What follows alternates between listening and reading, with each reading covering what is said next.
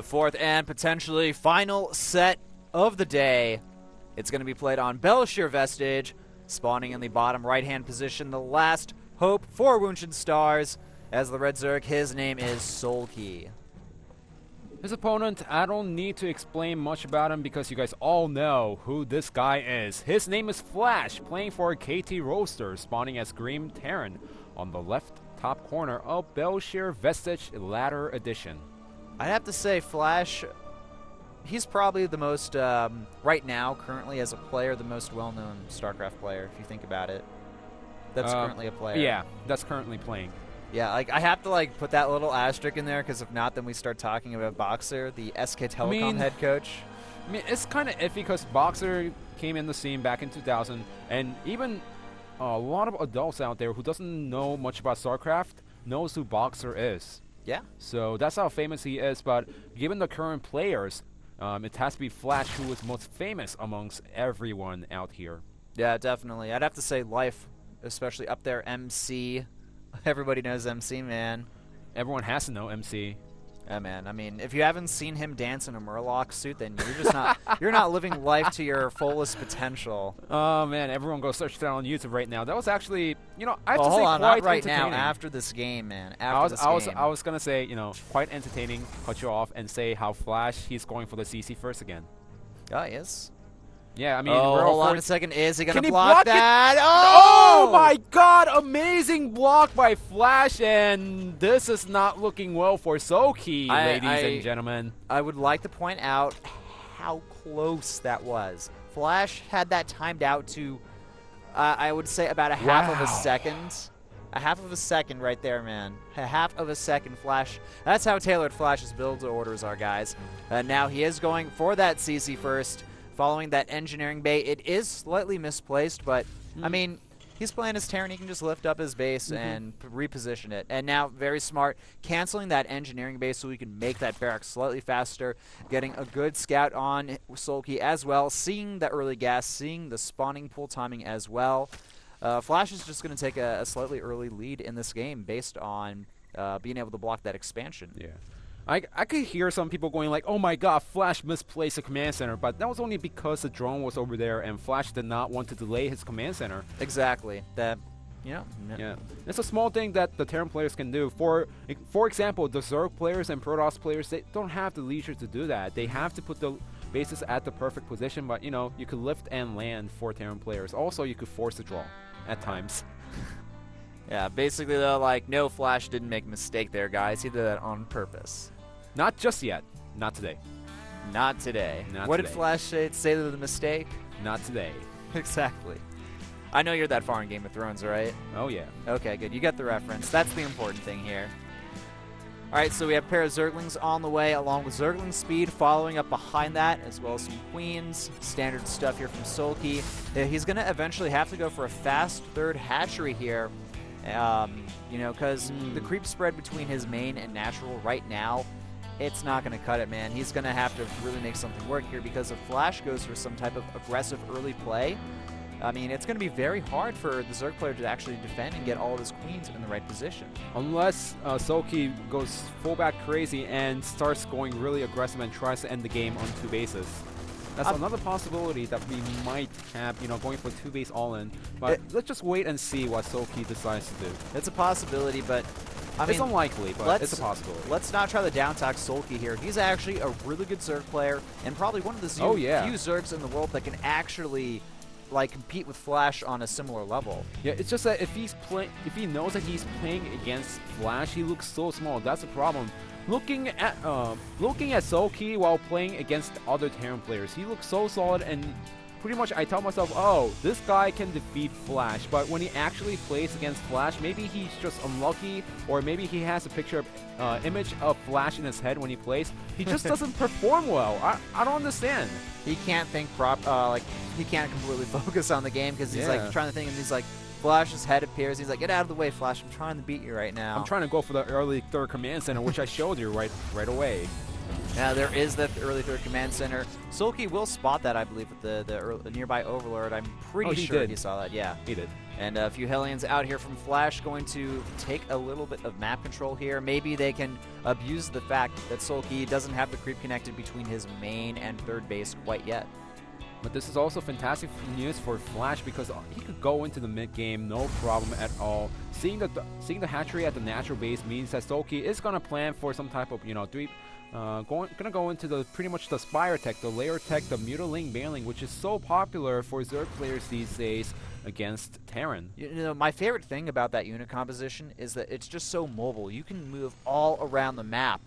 So fast and really, you know, just... wow. Hold on to that thought, though. We have some Hellions in the main base of SoulKey. And the Zerglings trying to get a good surround here, but Flash dealing a good amount of damage. SoulKey will deflect this attack, does not lose any drones, and that actually went pretty well for SoulKey, I do have to say.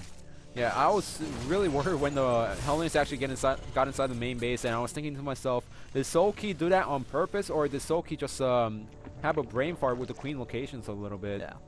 You know what? I'm actually noticing something in Flash's play here. He's doing a little tiny things in his play, such as get a second bunker. He made a Marauder early on. He made a full wall off pretty early on in the game. I think this is what he meant by I can hold any build with my fast third CC. It's slightly more defensive overall, you know. I guess he's playing safer is the keyword, but he's playing safer because at the same time he's playing greedier. I mean, he got that fast third base up as well, so he's going to have to compensate for that by getting, you know, maybe a little bit more defensive structures earlier on and getting a certain unit mix. Yeah, remember back in Brood War, PBT, when players were like, well, we always have to do for the fake double or go for the 2-fact. Fantasy came out with a build that pretty much went for the Rax expand before factory, and Flash perfected it by putting down the bunker at the perfect location, walling off the natural area with the command center, bunker, and barracks. So Flash just comes up with the answer to go for greediest build possible when it comes to StarCraft. Yeah, man, I wish he was a Protoss player, because then I could like just steal all of my builds from him. I'd have like the greediest. I'd have like a 6-minute third Nexus against like Zerg and Protoss or something, and against all the races, excuse me, and it would just somehow work because Flash made the build. Oh yeah, but you also need the amazing micro and the game understanding of the game, because sometimes you need to put more bunkers than you have to. Yeah. And Flash, like I said, his understanding of the game is fantastic. He sees these little things on the minimap, these little informations that he gets from the units that SoulKey has, and he has 90% of the time, he has the correct idea on what his opponent is going to go for. Basically, his understanding of the game, it's like he's in the Matrix. Basically, yeah. That's like the perfect analogy there for Flash. He plays StarCraft in the Matrix. All the other players just kind of get a peek every now and then. And always lose. Yeah.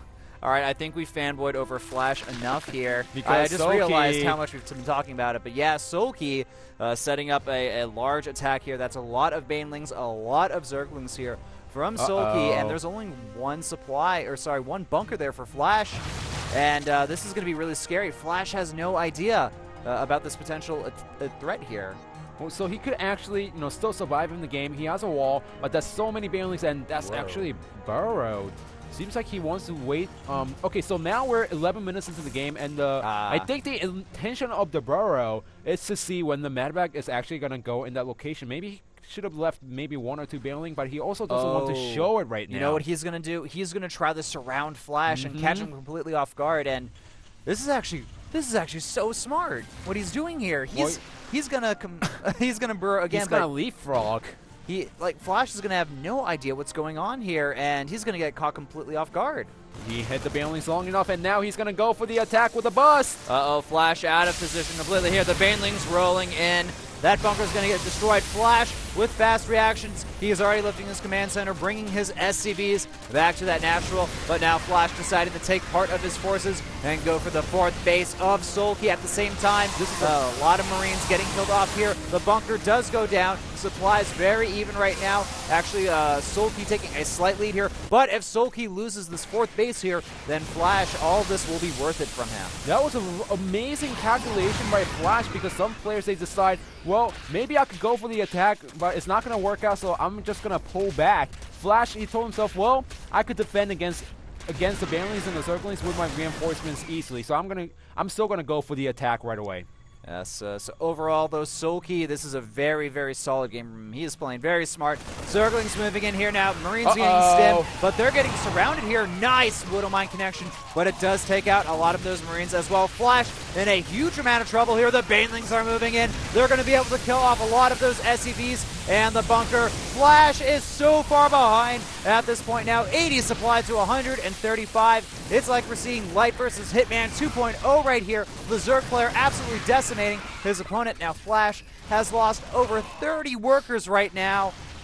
He's still in the game, but he is holding on by a thread here. And the problem is 14 minutes into the game, this is a part where Flash starts taking over the map with his bioforces, his multiple pronged medevac drops, but he has no answer against the Mutas out on the field, against the Zerglings and the Banelings. 138 supply to 82 supply of Flash.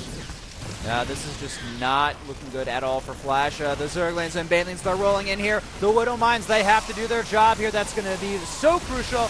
And they're moving in here right now. The excellent splitting from Flash here. And the Zerglings, though, the Zerglings and the Mutas, it looks like they will be able to clean this up. Flash is... he's dead, man. Flash is looking pretty dead here. Now he's still having these constant reinforcements and trying his best to stay in the game, but with all the Widow Mines getting taken out, now the Zerglings, they can get a free hit on those SCVs and the Marines. Even the medevacs getting picked off for free in the middle of the map. The Banelings coming in now. Flash is going to need perfect splits here against this army. He's doing a decent job, losing some Marines here. Nice. Very cost efficient from him, but the problem is the Mutas, the Zergling reinforcements. There's just too much for Flash here. And now with these additional Zerglings, I think it's going to be lights out. GG! This is something that WOONGJIN Stars needed to take out Flash in one of the matches. Wow, SoulKey played so good there. Holy crap, man. He pretty much played perfect. Yeah, he actually delayed his Muta timing a little bit to get more Banelings out and Zerglings for himself, and decided to go for the third base, put Flash in the panic mode. Now, in that engagement, Flash told himself, well, I'm going to be able to defend against the attack no matter what, so I'm going to try to go for the fourth base. But SoulKey was one step ahead, deflected the attack, went for the counter, and